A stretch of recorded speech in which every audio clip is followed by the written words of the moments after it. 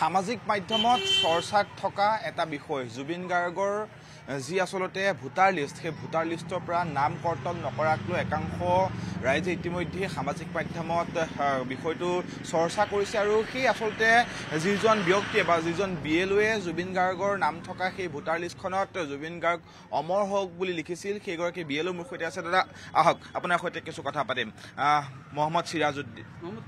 মহম্মদ তফিজুদ্দিন কেনেদৰে এই ভাৱনাটো কেনেকৈ আহিল যে জুবিন গাৰ্গ জীয়াই আছে, জুবিন গাৰ্গৰ নাম কৰ্তন নকৰি আপোনাৰ তাত জুবিন গাৰ্গৰ অমৰ হওক বুলি লিখিছে, কেনেদৰে মনলৈ আহিল? নমস্কাৰ।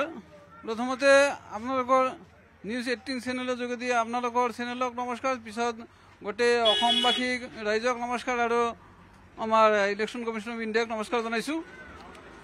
মই যেতিয়া এছআইৰ কামত লিখিব লগা হ'ল, গোটেইবিলাক মানুহৰ নাম যেতিয়া লিখিব লগা হ'ল, তেতিয়া সেই কোনো কাৰ কি নাম সেইবিলাক যেতিয়া আমি গ্ৰেডিং কৰিব লগা হ'ল, জুবিন মৰাৰ পিছতে তেতিয়া মানে জমা দিবলৈ হ'ল। জমা দিয়াৰ সময়ত মই আৰু ডাইৰেক্ট এই মৰিছে বুলি গোটেই পৃথিৱীৰ মানুহে জানে জুবিন নাই, কিন্তু মোৰ মনটোৱে নাকান্দি একদম এনেকৈ কান্দিলে মই লিখিব নোৱাৰিলোঁ যে জুবিন মৰিছে। লিখিব নোৱাৰিলোঁ, মই লিখিলোঁ যে জুবিনৰ আত্মাই চিৰ শান্তি পাওক, জুবিনৰ আত্মা চিৰদিন অমৰ হৈ থাকক, আকৌ জুবিনৰ আত্মা স্বৰ্গত থাকক। মই এইখিনি নিৰপেক্ষ প্ৰাৰ্থনা এটা জনাইছোঁ, সৃষ্টিকৰ্তাৰ ওচৰত প্ৰাৰ্থনা হিচাপে মই লিখিছোঁ।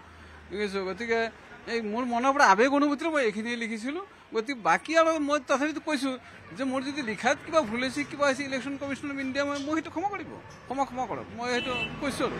কাৰণ মই তাৰ কাৰো উৰ্ধত নহয়, ইলেকশ্যন কমিশ্যন বা চৰকাৰৰ উৰ্ধত নহয়। গতিকে মই দক্ষিণ গাঁও হাইস্কুলৰ এছিষ্টেণ্ট টিচাৰ হিচাপে আজীৱন বিনা পইচাতে কাম কৰিলোঁ। চাওক, 97ৰ পৰা কাম কৰি আছোঁ, আজিলৈকে 28-29 বছৰ কাম কৰিছোঁ বিনা পইচাতে। কিমান বছৰ মানে 28 দিনো কৰিব নাই, আমি 28-29 বছৰ কাম কৰি আছোঁ। চৰকাৰৰ কামবিলাক তথাপি কৰি আছোঁ, আমি কৰিবলৈ ভাল লাগে সেইকাৰণে কৰি আছোঁ।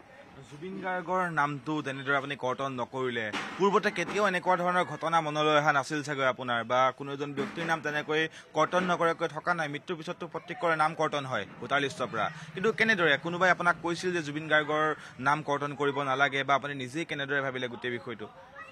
মোক কোনেও কোৱাও নাই, মই কাকো সোধাও নাই, মোৰ অন্তৰৰ পৰা এইটো আৱেগ অনুভূতি এটা আহিল।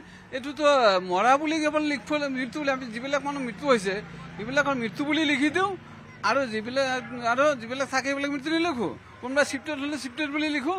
গতিকে তাৰ নামত কেৱল লিখিব লাগিছে মৃত্যু, মই মৃত্যু লিখা নাই। সেই কথাখিনি লিখিছোঁ যে জুবিন দা অমৰ হওক, জুবিন দাৰ আত্মাই চিৰ শান্তি লাভ কৰক, জুবিন দাৰ আত্মা স্বৰ্গত থাকক। গতিকে এইটো মনৰ আৱেগ অনুভূতিৰে লিখিছোঁ। গতিকে সেইটো আৰু ইলেকশ্যন কমিশ্যন ইণ্ডিয়াই যিটো কৰে সিহঁতে নিয়মতে কৰিব সিহঁতে, আৰু আমিতো কাটা চিঙি একো কৰিব নোৱাৰোঁ। আমি সাধাৰণ বিএলঅ'হে, আমি নামটো ছাবমিটহে দিওঁ কেৱল। এইটো কাটে বা তোলে বা শিফ্টেড কৰে সিহঁতে কৰে, অফিচে কৰে চব। গতিকে আমাৰ কোনো পাৱা নাই, আমি কেৱল লিখিবলৈ জমা দিওঁ, আমি সৰু বিএলঅ'। সেই সময়খিনিত আপোনাৰ কেনেকুৱা মনটোলৈ কেনেকুৱা ভাৱ আহিছিল যে জুবিন গাৰ্গ মৃত্যু হোৱা নাই বুলি আপোনাৰ মনলৈ আহিছিল, সেইবাবে হয়তো এনেদৰে লিখিছিল? কেনেকুৱা ধৰণৰ ঘটনাখিনি সেই সময়ত ক্ৰিয়া কৰিছিল? জুবিন গাৰ্গৰ হয়তো আপুনি ভালদৰে জানে, এইকেইদিন জুবিন গাৰ্গৰ যি চৰ্চা আপুনি সেয়া নিশ্চয়কৈ চাইছে। এতিয়া চাওক, জুবিন গাৰ্গৰ চৰ্চালৈ মই সেইবিলাক কোনো ৰাজনীতি পাৰ্টিত কোনো মই চোৱা নাই, বা বেলেগৰ মন্তব্য মই চোৱা নাই। মোৰ মনটো আৱেগ অনুভূতিৰে ফিল আপ হৈ গ'ল, মই কাম কৰিব নোৱাৰা হৈ গ'লোঁ সেইকেইদিন কাম কৰিব নোৱাৰা হৈ গ'লোঁ। পিছত মই লিখিলোঁ যে জুবিন দাস চিৰ শান্তি লাভ কৰক, আত্মাই চিৰ শান্তি লাভ কৰক, জুবিন দাস অমৰ হৈ থাকক। মই আৱেগ অনুভূতিৰে গোটেই পৃথিৱীৰ মানুহে যেতিয়া তাৰ প্ৰাৰ্থনা কৰিছে, মই সৃষ্টিকৰ্তাৰ ওচৰত সেইটো প্ৰাৰ্থনাহে জনাইছোঁ। আপুনিও জুবিন গাৰ্গৰ ন্যায় পোৱাটো বিচাৰে, সেই হয়তো তেনেদৰে লিখিছে জুবিন গাৰ্গ অমৰ হৈ থকাটো বিচাৰিছে, মানুহৰ মাজত জুবিন গাৰ্গ চিৰদিন জীয়াই থকাটো বিচাৰিছে। চাওক, মই ন্যায় অন্যায় একো বিচৰা নাই। ন্যায় অন্যায় চৰকাৰ আছে, ন্যায়পালিকা আছে, কাৰ্যপালিকা আছে, বিধানমণ্ডল আছে, ভাৰতীয় সংবিধান আছে। গতিকে সেইটো সিহঁতৰ ফালৰ পৰা সিহঁতে কৰিব। গতিকে মই সেইবিলাক বিচৰা নাই, মই কেৱল তাৰ আত্মাৰ শান্তিৰ প্ৰাৰ্থনাহে কৰিছোঁ যে অমৰ হৈ থাকক, চিৰ শান্তি লাভ কৰক। তাৰপিছত কাটা নাকাটো ইলেকশ্যন কমিশ্যন অফ ইণ্ডিয়াই কৰিব, আমিতো কাটা কুটা নকৰোঁ না, ইলেকশ্যন কমিশ্যন অফ ইণ্ডিয়াই কৰে। আপোনাক পৰৱৰ্তী সময়ত ইলেকশ্যন কমিশ্যন ইণ্ডিয়াৰ পৰা বা আপোনাৰ ওপৰৰ স্তৰৰ পৰা বিষয় বিভাগৰ পৰা আপোনালৈ ফোন আহিছে নেকি যে এনেকুৱা ধৰণে কিয় কৰিলে, কৰিব নালাগিছিল, তেনেকুৱা ধৰণে কিবা ফোন কল আহিছে নেকি আপোনালৈ, বা কথা বতৰা হৈছে নেকি তেওঁলোকৰ সৈতে? মোক আজিও আহিছে ইলেকশ্যন কমিশ্যন অফ ইণ্ডিয়াৰ পৰা মানৱজ্যোতি বৰা ছাৰে মোক ফোন কৰিছে, কৈছে যে আপুনি একো চিন্তা কৰিব নালাগে, আপোনাৰ কামখিনি ডিউটি ফিল্ডত কাম কৰি থাকক, আকৌ কাম যি কাটিব লাগে যি কৰিব লাগে আমি কৰিম, আপোনাক কাম কৰি থাকক, আপুনি একো চিন্তা কৰিব নালাগে।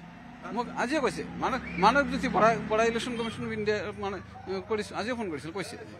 তেওঁলোকৰ ফালৰ পৰা একো আপোনাক বাধা প্ৰদান কৰা নাই যে এনেকুৱা ধৰণৰ কৰিব নালাগে, তেনেকুৱা ধৰণৰ একো কোৱা নাই? আগতে কৰিছিলো, সিহঁতক মই কাকো সোধা নাছিলো, মই এদিন লিখিবলৈ জমাই দিছিলো।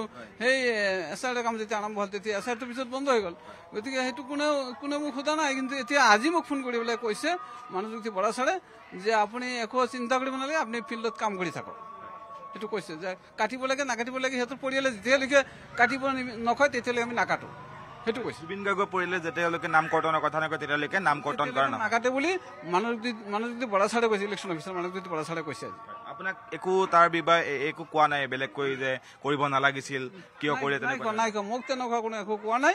মানে জুবিনৰ দেউতাকৰ লগত মোৰ যিটো ফটো আছিল সেই ফটোটো বিচাৰিলে যে সেই ফটোটো দিয়ক, ডিচি ছাৰে বিচাৰিছে, পিছত মই সেইটো দি দিছো। আপুনি বিচৰা বাতৰি পাব কেৱল নিউজ 18 এপত। নিউজ 18 এপ ডাউনলোড কৰিবলৈ স্কেন কৰক এই QR কোড। গুগল প্লে ষ্টৰতো পাব এই নিউজ 18 এপ।